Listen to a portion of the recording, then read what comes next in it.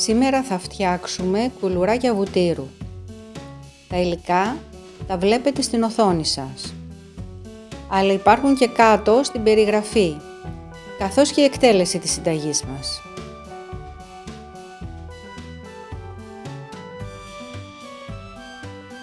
Σε ένα μπολ χτυπάμε τη ζάχαρη μαζί με τα αυγά και τις βανίλιες για λίγα λεπτά, μέχρι να ενσωματωθούν.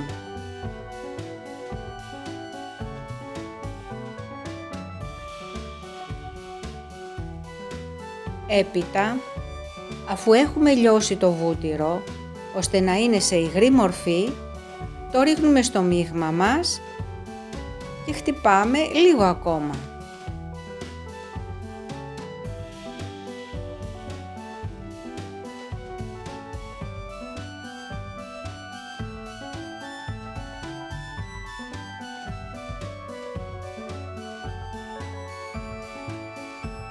Σε αυτό το σημείο βάζουμε το αλεύρι, μέσα στο οποίο έχουμε ρίξει το baking powder.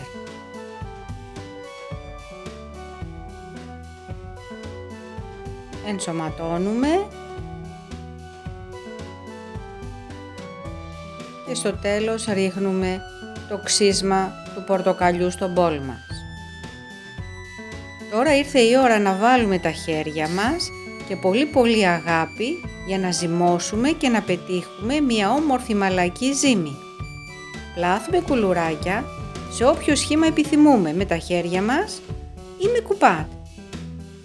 Τα βάζουμε σε λαδόκολλα στο ταψί και αραιώνουμε έναν κρόκο αυγού με λίγο νεράκι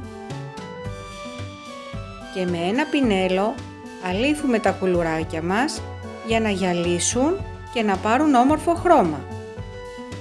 Ψήνουμε στον αέρα για 20 λεπτά στους 170 βαθμούς. Καλή μας όρεξη και καλή επιτυχία σε όλους. Σας ευχαριστούμε πολύ που παρακολουθήσατε τη συνταγή μας.